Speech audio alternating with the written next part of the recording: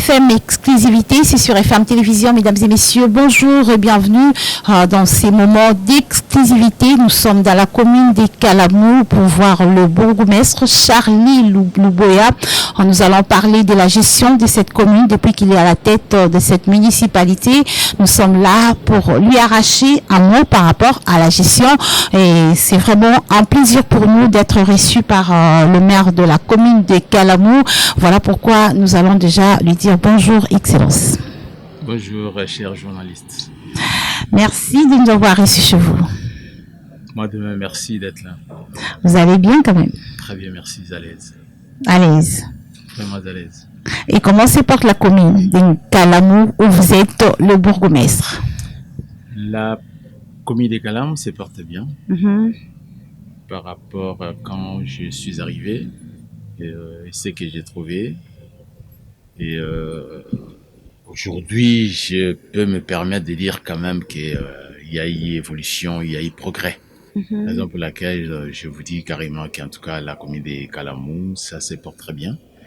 Bien qu'on n'a pas encore fini à chercher à plus réhabiller une bonne robe de cette commune historique qui a fait son époque, qui continue toujours en affaires.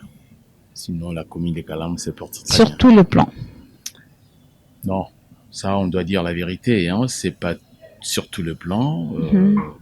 Je peux donner l'exemple de la sécurité qui nous cause jusque-là beaucoup de tort, mais on y travaille avec le gouvernement central, avec le gouvernement provincial, avec nous... Monsieur le maire, en tout cas, on y est dedans. Ce côté-là, on doit avouer qu'il y a un peu de ça ne va pas. Vraiment, comme vous avez parlé de la sécurité, je préfère également commencer par là. C'est une commune où réside le milieu le plus ambiant de la capitale. Tout le monde connaît le quartier Matongé, la place Victoire se trouve dans la commune des Kalamou. On y retrouve tout, le vol, le marché pirate et autres. Je ne vais pas tout citer. Comment est-ce que vous faites pour vous en sortir? Je sais que c'est difficile comme vous l'avez reconnu. Bon, c'est vrai, comme on dit, s'il n'y a pas de tracasseries, ça ne sert à rien que l'État puisse exister. L'État est là pour remettre à l'ordre ce qui ne va pas. Effectivement, je dois avouer, tel que je le dis, du côté de l'insécurité, elle est présente. Hein. Alors, comment on fait? On essaie un peu quand même de viser avec la police qu'on a. On essaie un peu quand même de miser avec le service de l'ANER. Et tous les services compétents liés quand même à la sécurité, on collabore ensemble pour... Les relations sont très bonnes. Bon, les relations sont bonnes. Dire très bonnes, c'est trop dit quand même. Mais sinon, dans l'ensemble, les relations sont bonnes. On se complète avec la police quand il le faut. On se complète avec la NER quand il le faut aussi. Donc, c'est vrai que c'est... Matongé, c'est un quartier hyper bouillant, et, mais c'est déplorable parce que la plupart des inciviques qui viennent opérer dans Matongé, ils habitent pas à Matongé. Hein. C'est des inciviques qui viennent d'à gauche à droite. Comme Matongé, c'est un centre, c'est un carrefour où il y a beaucoup de monde, ils en profitent là où il y a beaucoup de monde pour venir opérer. Mais en tout cas, on ne baisse pas les bras. Fait de sorte quand même à éradiquer ces fléaux étant vraiment de déranger notre chère commune. Le pourcentage sur le taux de criminalité avec le phénomène Corona depuis que vous êtes là, il y a hausse ou baisse? Bon, on peut dire qu'il y a quand même baisse. Hein? Parce que dernièrement, on a vécu une époque qui était vraiment terrible.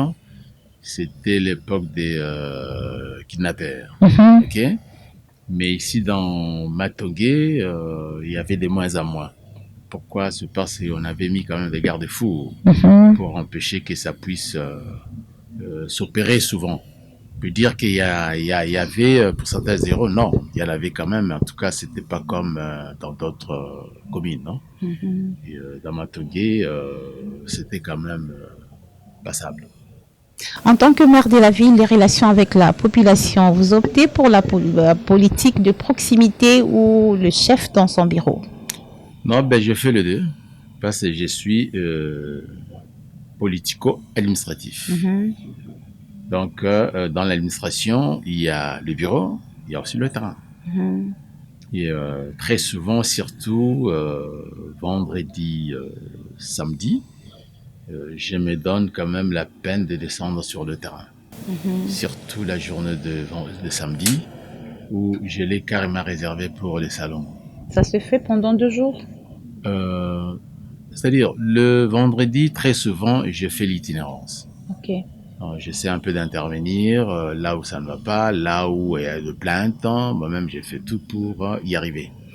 Mais quand il y a des urgences aussi, là, je n'en tiens pas compte du vendredi et samedi. Je descends quand il y a une urgence. Mais très souvent, le vendredi et le samedi. Et le samedi, c'est le salon. Moi-même, j'ai mis mes en botte et puis j'ai fait les salons. Donc, je me fais modèle. Quand je le fais d'ailleurs, ça m'amuse parce que la plupart de mes riverains s'étonnent, voir un bourgmestre avec des gants, avec un balai. Et bon, ça les étonne, mais moi, ça me surprend qu'ils soient étonnés. Je suis humain comme tout le monde. Il faut pas prendre... Les responsables, vous devriez normalement être modèle. Mais bien sûr, on doit être modèle pour que le reste puisse nous suivre. Donc, comme je disais tout à l'heure, quand les gens s'étonnent, moi aussi je m'étonne comment ils peuvent s'étonner. C'est vice-versa.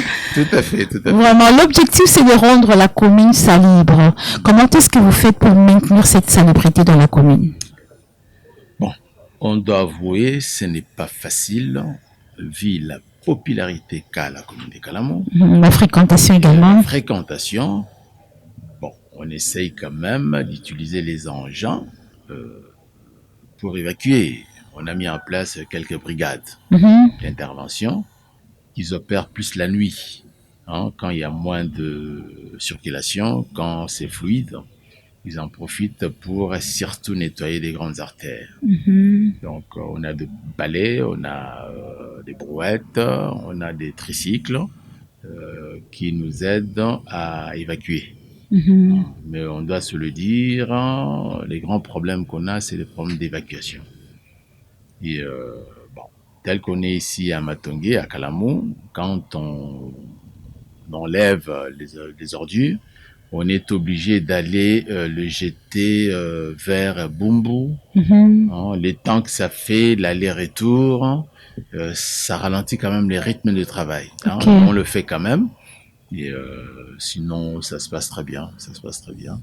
Et là, c'est la partie manuelle que nous pouvons faire. Mais il y a aussi une partie où l'OVD nous assiste aussi, nous accompagne, et surtout pour du curage, entre autres du curage de la rivière Calamou.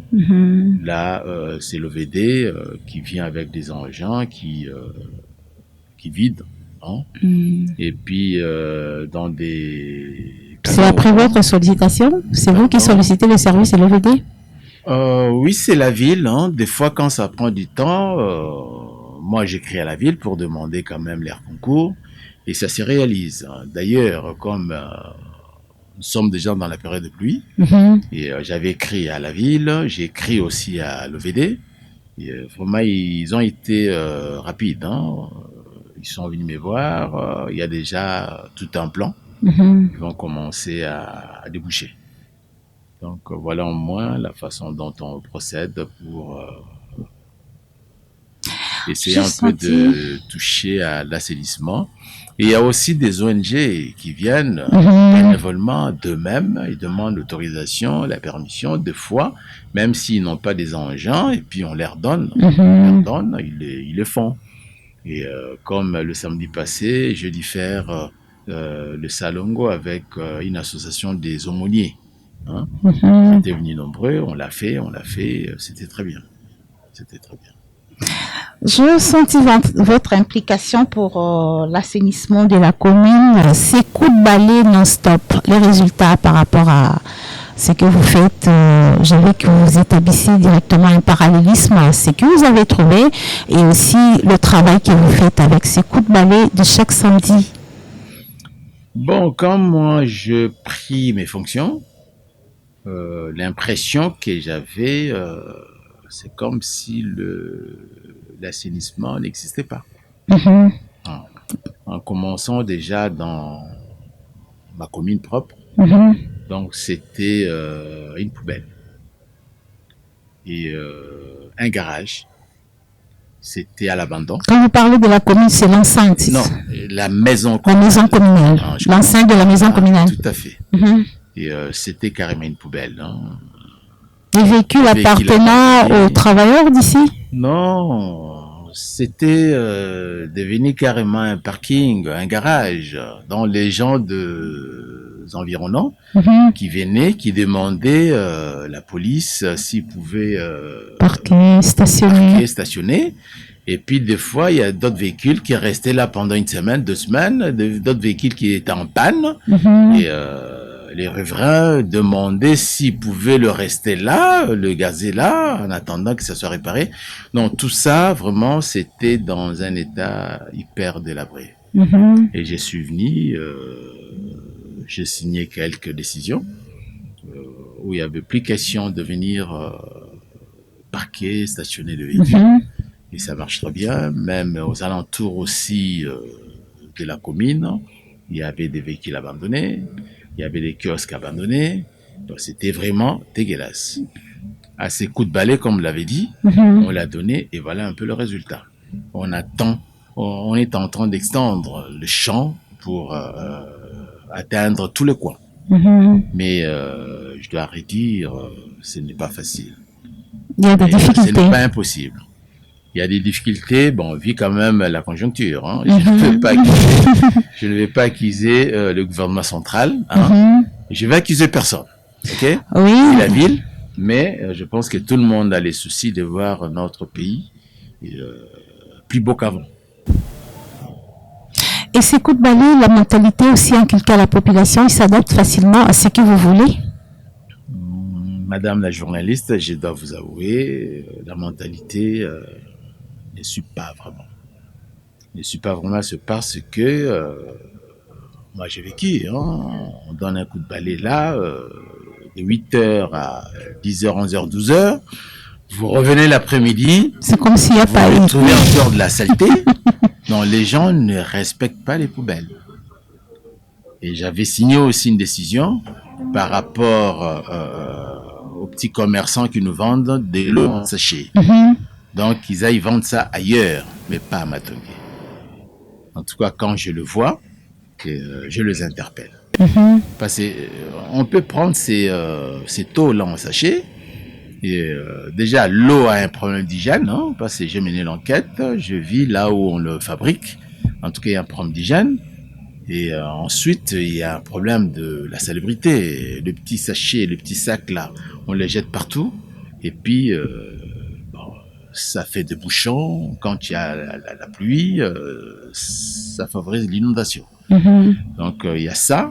Et puis, j'avais aussi signé une décision concernant le marchand de cartes de crédit où ils mettent toujours des haut-parleurs. Ici, réparation téléphone. Trop de bruit, là. J'ai aussi une décision. Mais les gens... ils ont du mal à suivre, mais malheureusement, quand je trouve, en tout cas, j'arrête. Il y a des sanctions qui sont suivies. Oui, pour vous dire que la mentalité, on doit faire encore un effort, mais ce n'est pas impossible. Vraiment, je retiens que ce n'est pas impossible. C'est vrai qu'avant, il n'y avait pas, on sentait pas la présence de l'État, mais maintenant, là, on sent quand même la présence de l'État. Bon, il y a toujours des récalcitrants, on doit travailler là-dessus pour essayer un peu quand même de les éduquer, de les ramener à la raison. Je me mets à la place de la population où ils se disent Pekissima et Toro Mélanine. Que prévoyez-vous pour pallier? Madame la journaliste, aujourd'hui, une petite bouteille de 75 centilitres, ça coûte 500. Au moins, il y a l'hygiène là-dedans. Et c'est en réemploi. On peut le réemployer pour fabriquer, pour en faire autre chose. Et d'ailleurs, la ville a mis sur place une société, Kintoko, je pense. Kintoko, oui, avec qui passe à tout bout de champ pour récupérer toutes ces bouteilles. Mais par contre, le petit sachet là, non, on peut pas. Donc, les gens peuvent s'en procurer. Et les bouteilles de 75 centilitres facilement avec 700 francs, ça c'est pas vraiment de l'or. Et surtout, c'est un problème d'hygiène. Là où j'insiste, c'est des lots qu'on fabrique où il n'y a pas le respect d'hygiène. Vraiment, dis-moi à la tête de la commune, que retenir de votre passage? Quelles sont les actions, quelles sont les réalisations du bourgmestre Charlie Luboya? Bon, je dois avouer, on a quand même travaillé sur la salubrité. On est en train de continuer à travailler sur la sécurité. Et bon, dans les cadres moins de réalisation, on a signé quelques partenariats avec certaines entreprises telles que Africell. On a un partenariat avec Africell. C'est pour?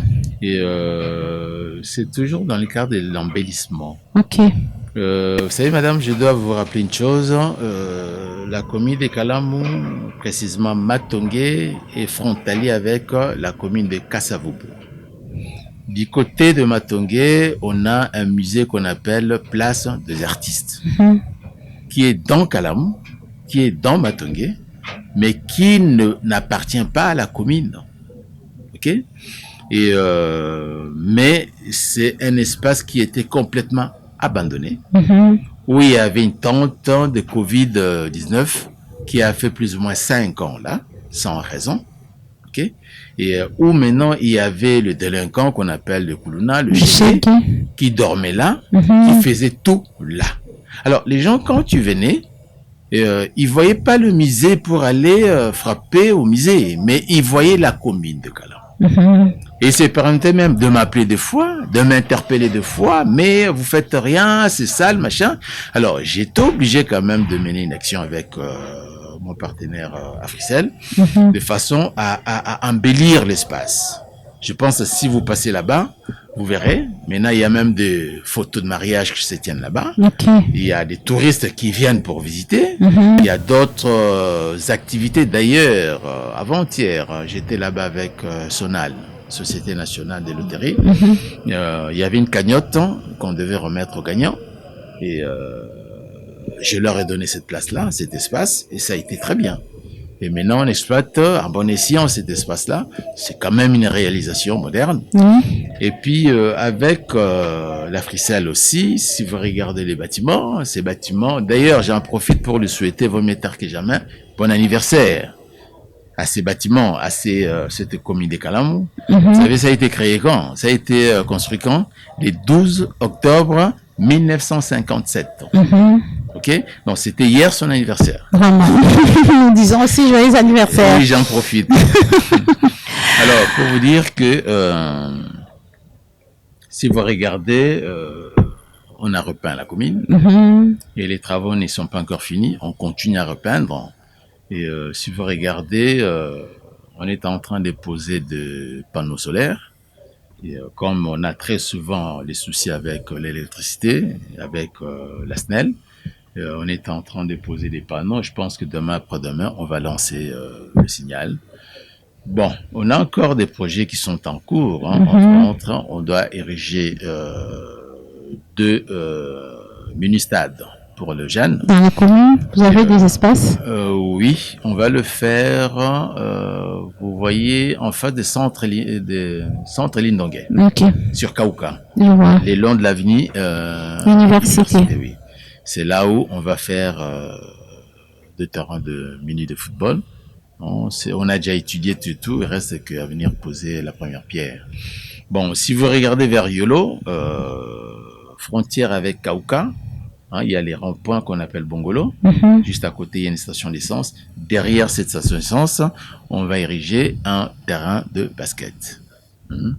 Donc, il y a beaucoup de réalisations en cours que nous tenons vraiment à faire pour remettre la commune de Kalamou à sa place.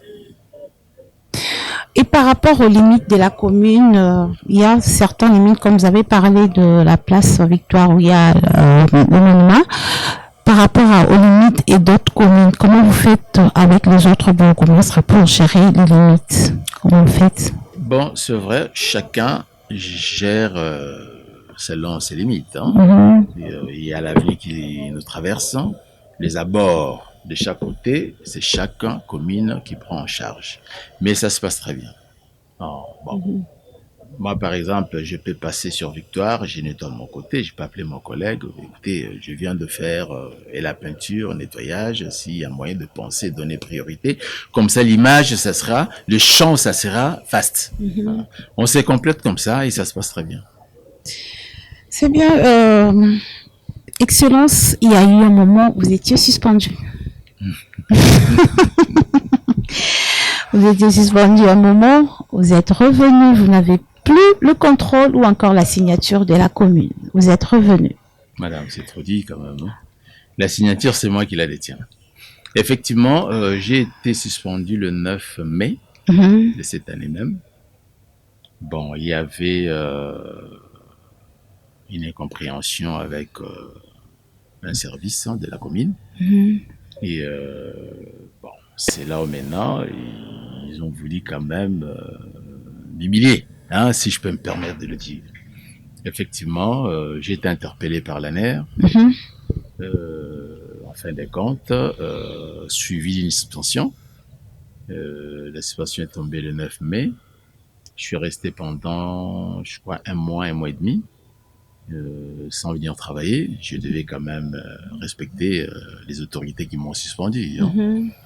Et en fin de compte, il y a eu levé de cette suspension depuis le 23 juin. Il y a eu levé des suspensions. Vous êtes revenu. Je suis revenu. Tout va bien. Non, tout ne va pas tellement bien. D'ailleurs, je vais profiter de votre micro pour déplorer ce que je suis en train de vivre. J'ai repris le 23, la ville m'a accompagné, je suis monté, je vis le CB, chef de bureau qui faisait l'intérim. Je le vis avec la ville, on a fait remise et reprise, il a signé, je signais. Et par après, 2 jours après, je sais pas, il est allé voir qui, ou avocat, je sais pas. Il revient pour dire, non, écoutez, c'est un faux papier, je l'ai fabriqué dans un coin de la rue. Donc, bon. Alors, pour vous dire, vu qu'il avait contesté cette suspension signée par lui-même, son Excellence Gentil Ngobila, le gouverneur de la ville, tout ça, oui.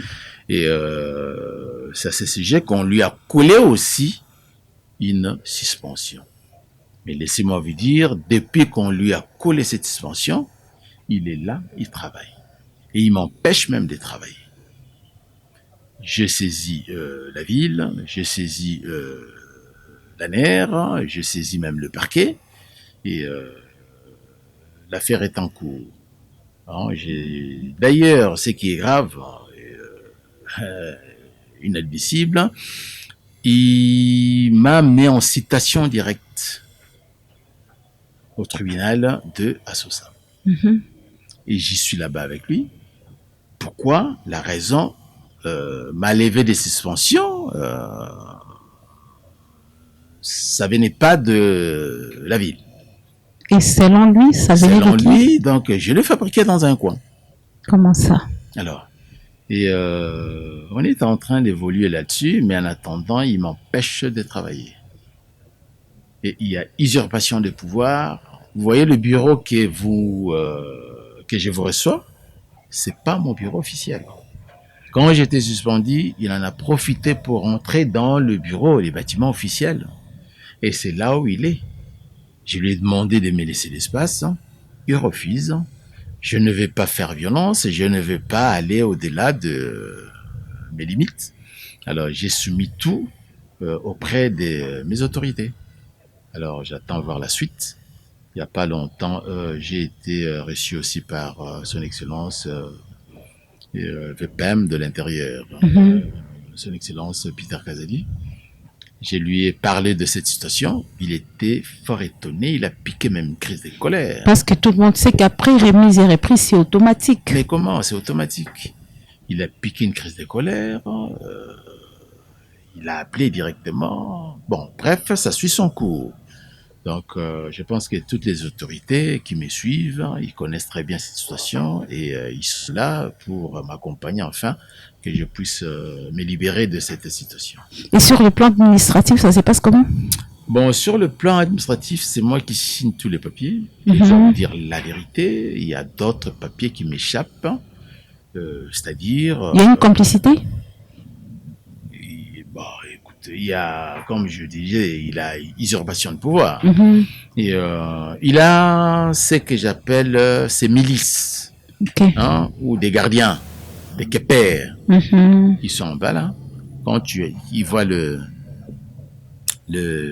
citoyens qui viennent pour demander les titres, le papier de valeur, ils en profitent pour les choper et le faire monter chez lui. Soit disant que voilà, c'est lui le monsieur le maire. Alors quand tu leur fais une attestation, carrément il antidate.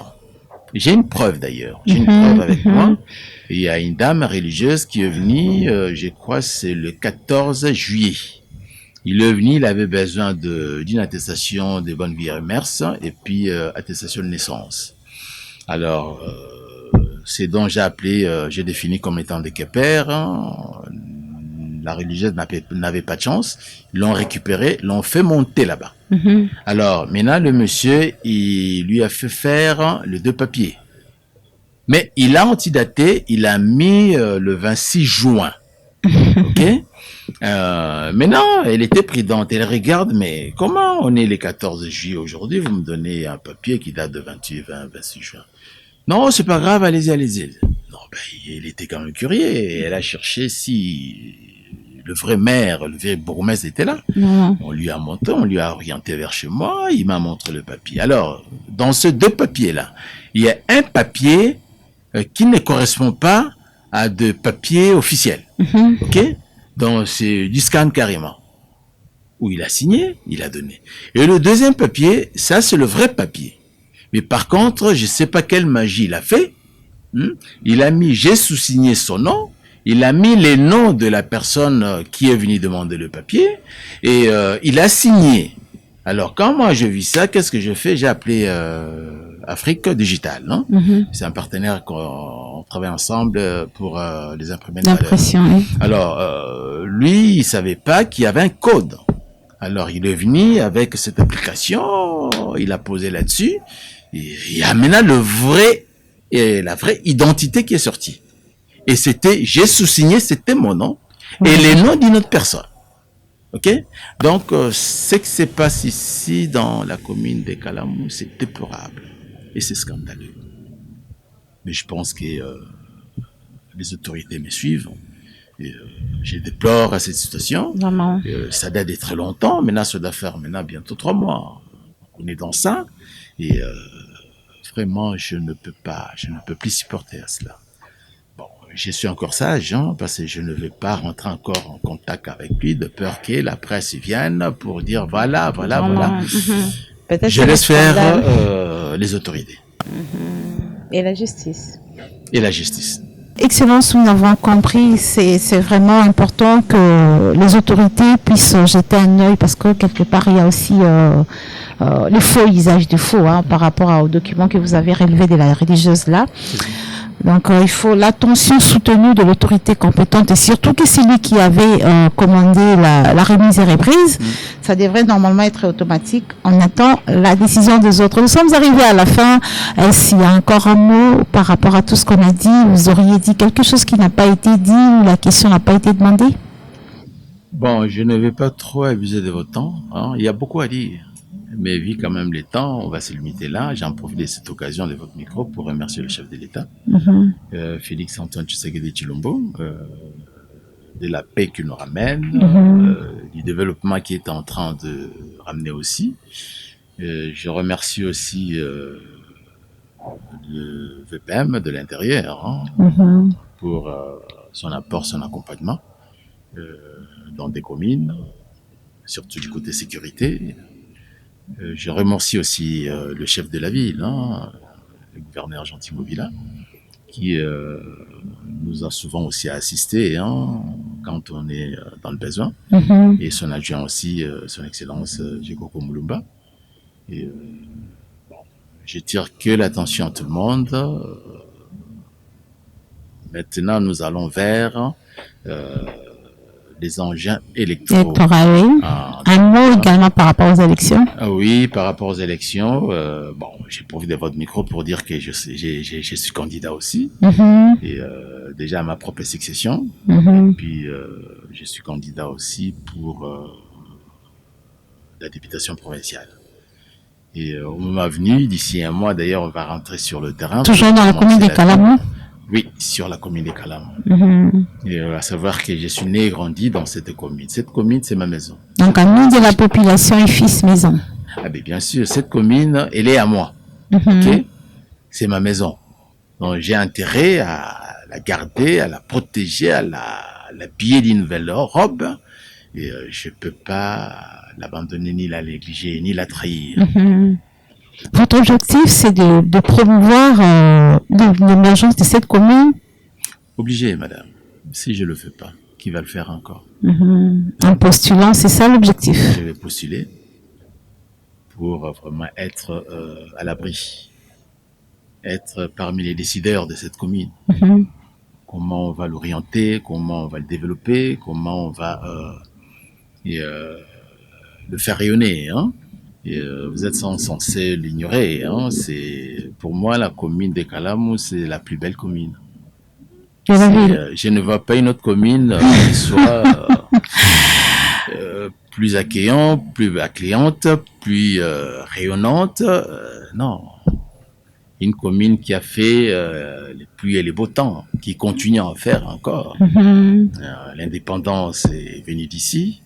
Et on a connu les combats du siècle ici. On a connu la francophonie ici. En passant, on peut connaître vos limites par rapport à la commune. Oui. Je peux dire, au nord, on a la commune de Kassavou. Au sud, au nord, au sud, oui, on a la commune de Limité.